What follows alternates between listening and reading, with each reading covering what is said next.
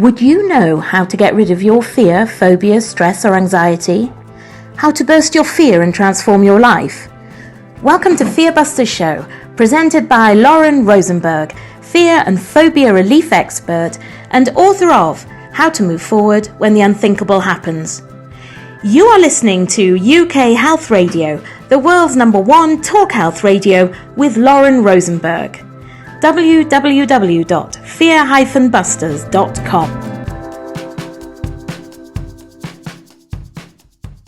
Hi, welcome back to Fearbuster. This is Lauren Rosenberg, and today we have the pleasure of having our guest, Sharon, the onset tutor, who is going to talk to us how she tutors children who can't actually go to school, but we're also going to talk about fear. Have you ever been scared of frogs? Is that ever something that you ever thought that could happen? I know personally that when I actually started learning energy work, we actually were show a video of somebody who is scared of frogs, and that's the only person. Actually, not that's one of the person that I actually saw just in that video that was scared of frogs. But a few months ago, I did meet somebody else who was scared of frogs, and that was my gardener. And I had a plastic little frogs that I completely forgot about it in my garden as a decoration. And they're like, solar lights, tiny little frogs there.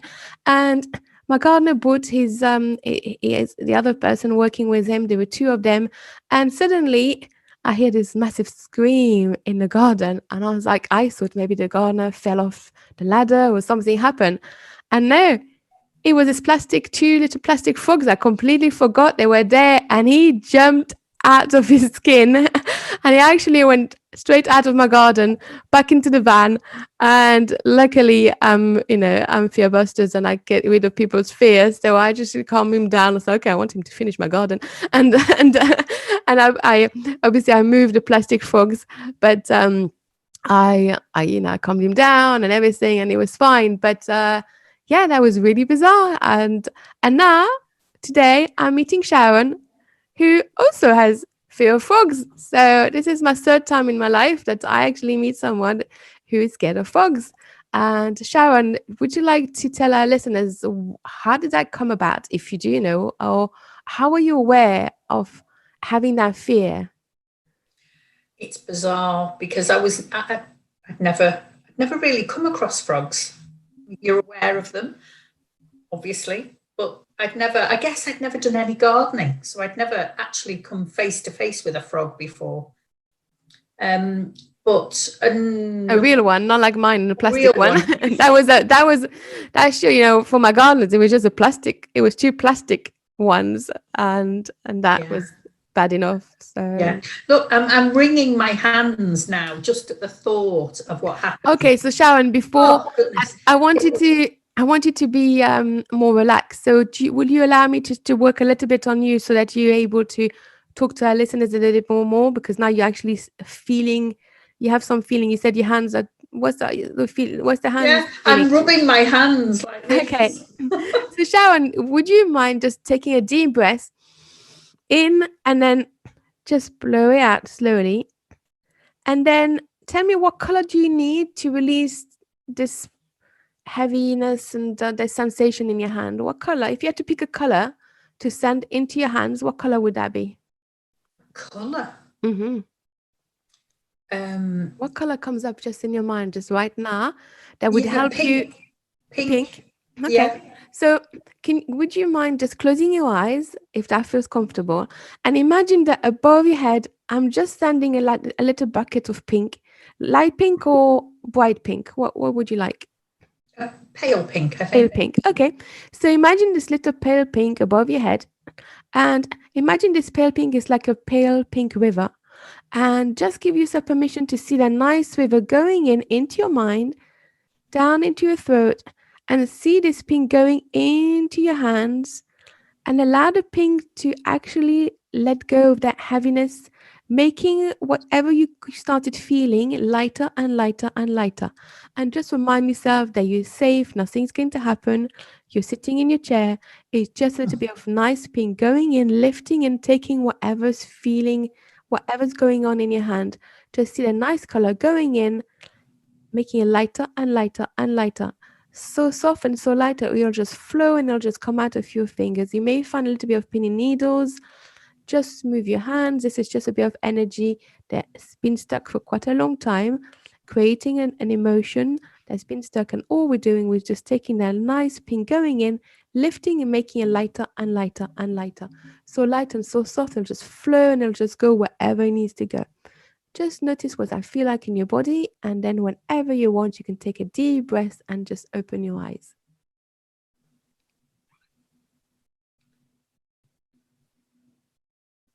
How are you feeling? Any difference? You have such a soothing voice, Lauren. Thank you. People keep telling me I need to do MP3s and meditation videos. I will do that one day. But what's the feeling like in your hands? Yeah, it's better. Better? Yeah. Yeah. So let's start back. If at any point you're Back to telling us my the throat. story, and if something going on in your body, just let me know. And then there's lots of different things that I can do to help you to unblock it. So you're never, yeah. So fogs, So you've never seen them. we were busy in the garden, and I planted lots of little seedlings in individual pots, and they were aligned underneath the window by the wall. And I was moving them onto a tray to move them to another part of the garden. So I was literally picking them up and moving them like this, from picking the pots, putting them on the tray, picking the pot, and kind of doing it automatically. And then I turned, and I went to pick up the next two pots, and it was two frogs. Oh, and I jumped, I screamed, and I ran. And literally, I was stood in the middle of the garden, and I was shaking my hands like this and jumping and screaming. And it was and I realized, I know it's irrational. They can't hurt me. They're little things. They were just sat there. They didn't even jump. They were just sat there. But, just the thought of it, it's horrible. Where do you feel that now in your body? The hairs stand up on the back of my neck. I can feel all my shoulders go tense. It's awful. So It's Sharon, awful. can you just copy me? I'm just going to show you some pressure points, and just literally just top of your head, just tap top of your head. Just that feeling. Think of that feeling, and what would be the opposite of the feeling that you would need just when you think about it just right now? The opposite of how I'm feeling about frogs. Yeah. What would you need at that time, at that specific time when that happened? What would you need? Calm or safety? Yes. Or what was the Definitely calm. calm? Okay. So calm. what I would like you to I'm going to show you the point right in the middle of your front head. There's another point. And if you can say, just calm. I want to calm my body down. I want to calm that thoughts. And there's a point right in the middle of your eyes, between your eyes. Sorry, just between your eyes. And then next to the eye, just thinking of calming your body down. Just the thought of seeing those frogs. And then just underneath the eye, there's another point. And then just underneath your nose, there's another point. We're just doing just like an acupuncture without needles. Just to release a little bit of that sensation so you're comfortable to talk. Then there's another point right underneath your mouth. And then just, Sharon, just take a deep breath. And then if you could see that nice blue color going into your back, just all along your spine, just to give you more support, more safety, more calm, and see this nice blue going into your shoulder, into your heart. Just imagine that we're like just sending like a nice blue bucket and pouring it on you like a nice healing river shower, sorry, like a rain, you're underneath the shower and you see this nice blue sort of shower sending you all the healing and all the calm in the world. And just take a deep breath into that nice blue, and then just pay attention to your body and just let me know what I feel like regarding that shivers and what you mentioned. How are you feeling now? More relaxed. More relaxed. Good. Yeah. So how long ago did this happen? This must have been about, I don't know, 15 years ago. Okay, and that's the first time you realized you're scared of frogs. Before that, you never knew? No, I guess I'd never done any gardening before, so I'd never actually been in the garden to get close up to a frog before. And this was my, my first experience of actually doing anything in the garden, really, I guess. And where we live now, the house that we back onto, they had a big pond in the garden, which obviously attracts the frog. Mm-hmm. Yes. And so we had, after that first meeting, we had lots of frogs in the garden, and every time we went out, there would be a frog. We've got new neighbours now who filled the pond in, and each year the number of frogs that we see has reduced and reduced. So it's definitely improving.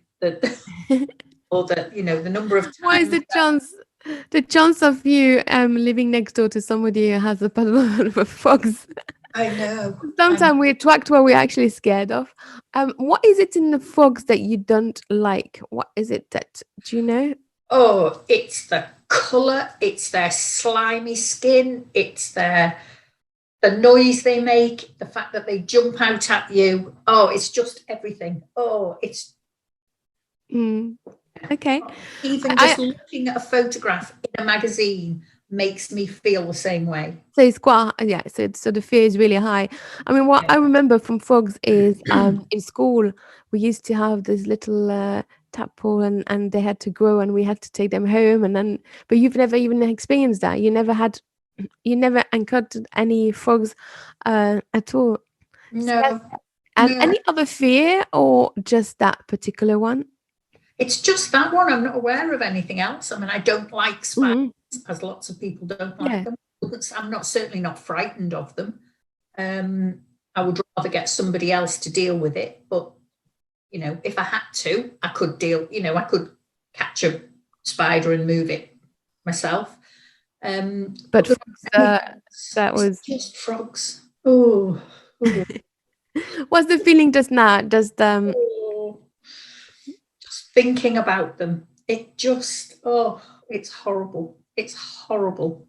Okay, so when you just said that, what color do you need to release this feeling in your body just now? I think, just something bright and. Okay, a yellow? Bright, something, I don't know, rainbow, maybe. Rainbow. Okay, so Sharon, just make yourself comfortable, close your eyes, and imagine this nice, beautiful rainbow coming into your mind, going into every tiny cell of your body. Allow this rainbow to come in. So those little cells in your body opening up like they're having a little party. They're so happy to have that nice rainbow going in, relaxing your shoulders, relaxing your hands, going into your body, and see this nice rainbow going in, flooding in, lifting and taking whatever that fear is in your body that is making your hands or your shoulder tight. Just allow that nice rainbow to go in, lifting, making it lighter and lighter and lighter. Remind yourself that you're safe, that nothing's going to happen, and just allow this nice color going in, lifting, making lighter and lighter and lighter. So light and so soft, it'll just flow and it'll just go wherever it needs to go. And then notice what that feel like in your body. And then whenever you're ready, you can just take a deep breath and just open your eyes. How are you feeling? It definitely helps to do that and to focus on that calming. Mm-hmm. So, you said you don't like the texture, or you don't like the noise, you don't like what they look like in instant. And you also said that they come from nowhere. They just jump. Mm-hmm. They jump out at you from. Okay, just copy me a little bit. We're just going to use some pressure points again. This feeling that I don't like. This feeling that I don't like. This jumpy feeling. This jumpy feeling that they're coming at you. So we're just using pressure points just to calm your whole energy system and also to desensitize you. So this feeling, they're jumping, they slimy, the color, all this. I gave myself permission to let it go. I take my power back. I won't let this fox having any power over me. And I just take a deep breath. And just notice what I feel like now when you think about frogs. Have they got a little bit less power over you? Yeah, a little bit. Is that strange? It's how much power we give to to things that are scary for us. But if it was like a one-to-one session, I would actually go deeper and find out the memory that actually created this. I know that when I did my training, actually we showed the trainer showed us a video of a frogs, of a lady who's scared of frogs, and she had a particular memory of her brothers playing with her and teasing her with the frogs, and that's why she got scared with frogs. But in your case, it just came out of the blue many years later. But sometimes it's not what we're scared of that we're actually scared of. And you said something really, you said they come out of the blue, no warning, nothing. So I wonder deep down behind that if it's the fear of you can't plan it, you can't control it. They will just appear just out of the blue without telling us. So there could be underlining, like, without even realizing that you like planning, you like knowing what's going to be next, you like knowing what's going to be in your future. And part of the frog's idea is they'll just can jump and come anytime. And so that's disturbing that way of you being. So that could be an underlining. So it's not always what we think. I once I did I did a few children with fear of bananas, and a fear of bananas, actually there's quite a lot of children who are scared of bananas. Really? Yeah. And the Wow. reason why they're scared of bananas is because in the playground they have been chased with bananas around, or being bullied with kids little in primary school running around Right. chasing with bananas, and then it becomes a phobia, and then to the point that you can't even enter a room if there's a banana in the room. So why I'm giving you that example is because it's what the banana represent for those children. They have a negative thought. They associate the definition of bananas is not the same for them that for somebody else, because straight away the subconscious mind comes up, and they remembered about having been bullied in school or chased after being chased with a banana, and then that creates that fear. So it's not always the item that actually is the problem in itself. Is a definition of what it means and what it creates.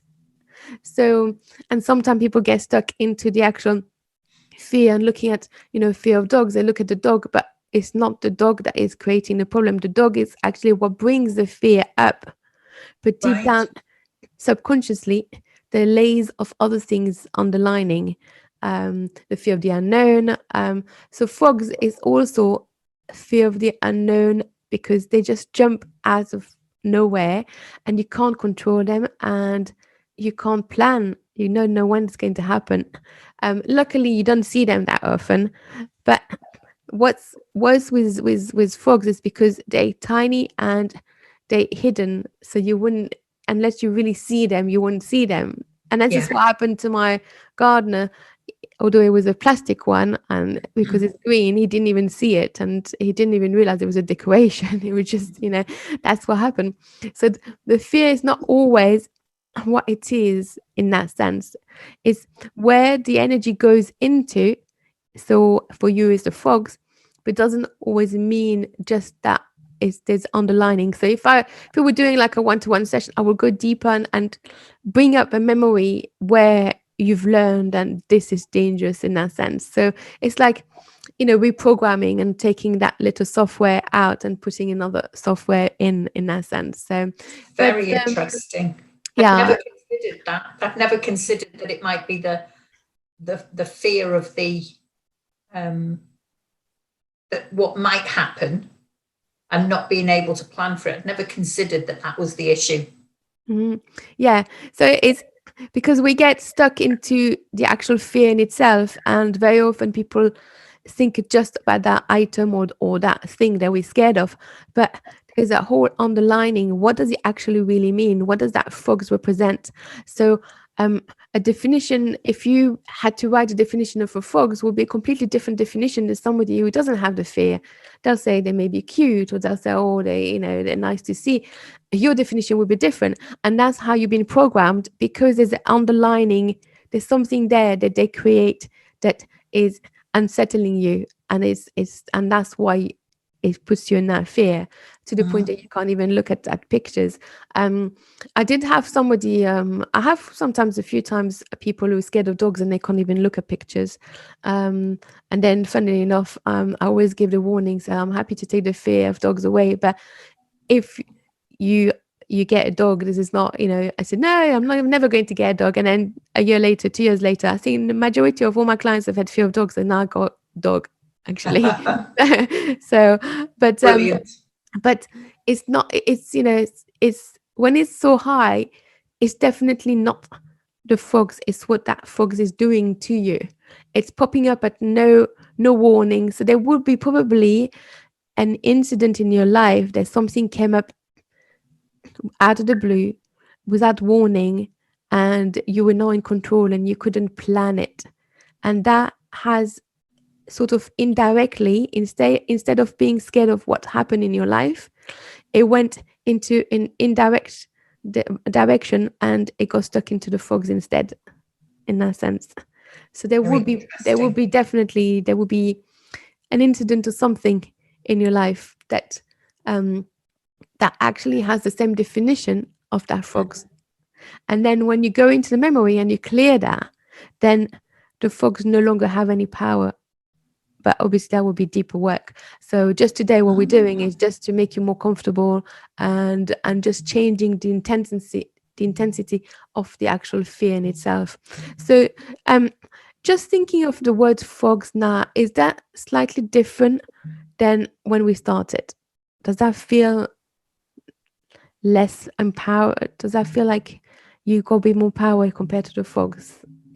I think it does, bizarrely. Yeah, I would never have believed it, but yeah, I think it is. I mean, I definitely wouldn't say that I feel calm. No, of course.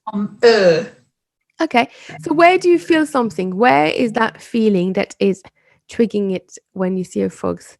Because it will help your husband, especially when you said when he's in a meeting and he hears you screaming and he had to drop everything. He did. He had to drop. He was on a Zoom meeting at work, and literally he just had to drop everything and come down and catch this frog that had appeared in the garden. Bless him.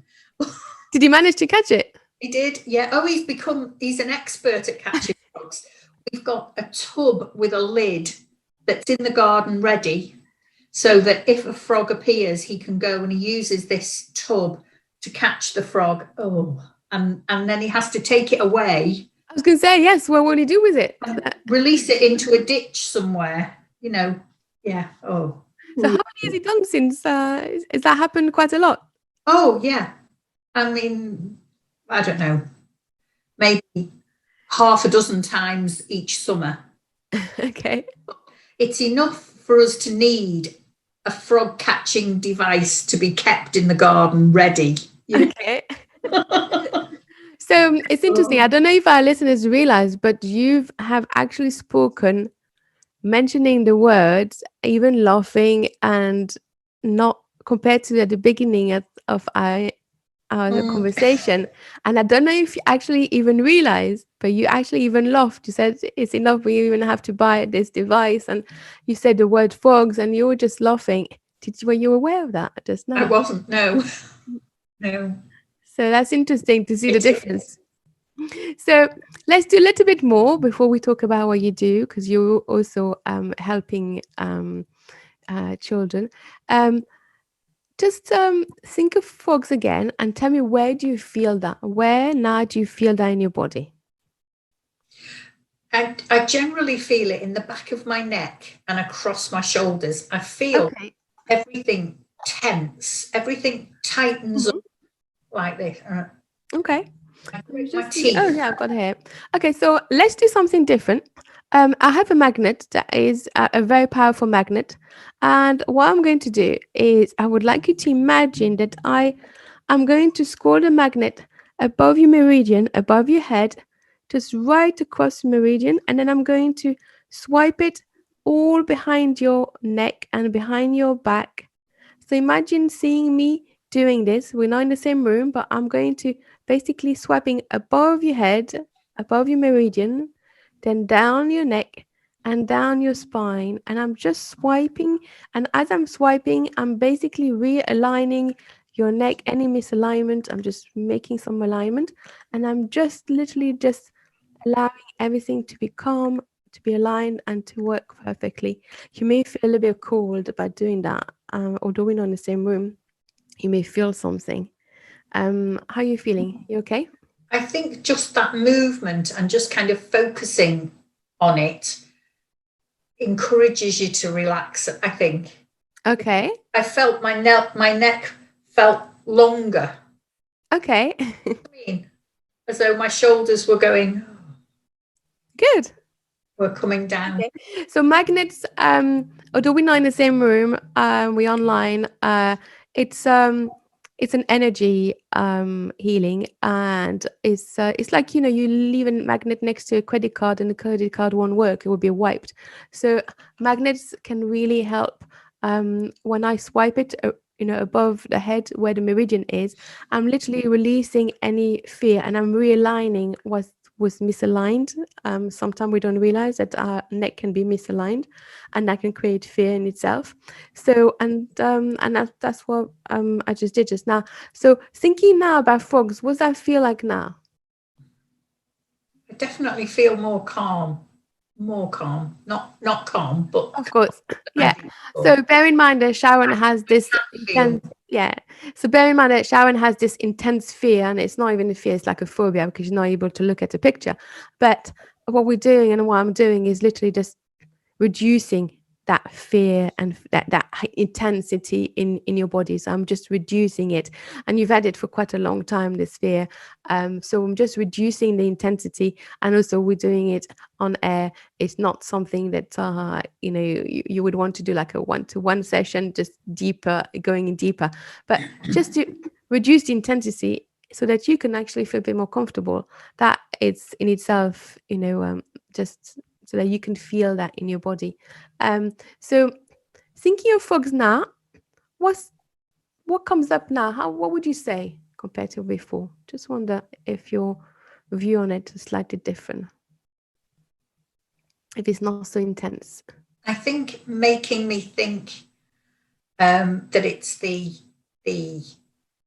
unknown and the kind of the fright element of the unknown, not being able to plan for it. That's really made me think, and I will think back and see if there's anything I can kind of associate with it, to see if there's anything I can come up with that might be at the root of it. But I definitely do feel less emotional. So what happens is when you do those healing techniques, you get detached to it, and that's what makes you less emotional. And the less emotional you are, then you don't have the fear anymore, because that fox no longer has this power, and the definition changed. So that's why you're starting desensitizing, basically. And so it's really nice to hear that. It definitely feels less intense. The thought of seeing a picture of it, is that still or do you think that could change? I don't know, but I'd rather not try. No, that's really good. That's a really good answer. Not knowing means, at the beginning you would have said, no way. Now you said, I don't know. And when somebody says, I don't know, it means that some things has changed in the mind, in the subconscious mind. When you said it, I don't know, that suddenly means that there's been a change. That's true, because if you had have asked me at the beginning, well, I definitely said no. I don't want to. So hearing you saying I don't know, it means that I'm very happy with what I've done today. So that, and bear in mind, it's just very quick, and it was just a little. We didn't, this is not. It's just a little bit just to help you, but that means that something has changed already, and that, to me, that is the answer that I like hearing. So that's perfectly fine. That was the good answer. That's exactly what I wanted to hear. So it's good. Thank you, So Sharon, Lauren. just tell our listeners also what you do, because you're helping children, you teach. So more about your. I work on TV and film productions, tutoring the children who are involved in the cast while they're away from school for filming. So if they're missing school, it's a legal requirement that they have education on set. And that's what I do. So how do you do? I mean, so you used to do face to face, or you used to have to be there, and so you were running a class or one to one, or how does that work? It's usually one to one. Main cast usually have their own tutor.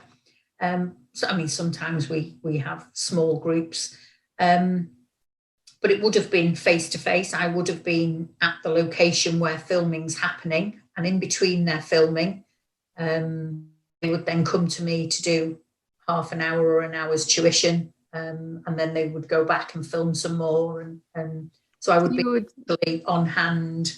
So you'd have to be on the set. Is that not? And how do you find? Do they find? Are they quite laid back, or they find quite stressed, or they find it's quite lonely to not be able to be in school, or they do a mix and match? Do they actually go to school and it's only on special days, or how do you find? It depends on the production sometimes, and how important their role is in the filming. So how much filming. So, I mean, we can have children who are away from school for 4 months solidly, and they just have tuition for 4 months because they're needed on set every day. There are other children in other productions who might miss 2 days school a week, over 3 or 4 weeks. So it just varies depending on how key their role is in the production and how much time they need to miss. And how do you find? You used to teach children in classroom before. You used to, well, way back. It seems like a lifetime ago, I have to say. I was working in a further education college. So I taught over 16s. So some of the groups were 16 to 18-year-olds, and others were adult classes. And I taught maths. So thinking about the way the two different tuitions that you're doing now, how do you find? Do you find it's the most stressful for the children that people look at films and they don't even think of it's hard to be a child and an actor and to have to carry on your education. It's hard work, certainly. It is double the work because obviously an adult actor will only concentrate on acting and doesn't have to have the education on the side too, and it's really important for them to carry on their education. So do you find they stress or they enjoy it, or do you have to teach differently? You have to make it more fun, or the approach is definitely different, especially if it's one-to-one. It's definitely different, and I think I wouldn't say that they are stressed by it, but they certainly it is hard work, and generally they are very hard workers. Obviously, as a result, because so how does it work now online? How does it work online now? It's a bit strange, it has to be said. So production stopped literally 11 o'clock one Monday morning. I was in Sheffield and somebody came in and said, right, that's it, everybody's got to go home. And it was a case of pack up, production stopped, that was it. And then there was no filming, there was no TV being produced at all until the summertime when things started picking up again slowly. But by that time, it was school holidays. So the children didn't need tuition because they wouldn't have been missing any school. So it's only since September, really, that we've been back to work, as it were. And we now tutor via Zoom. Obviously, it works much better when it's one-to-one than it does when you have more than one child to tutor. Yes. That's more difficult via Zoom. But it's working really well. And we've worked with probably, 25 children. Very good. But we're lucky we got the internet. We're very lucky we got. Absolutely. How the world would have stopped, wouldn't it? I know.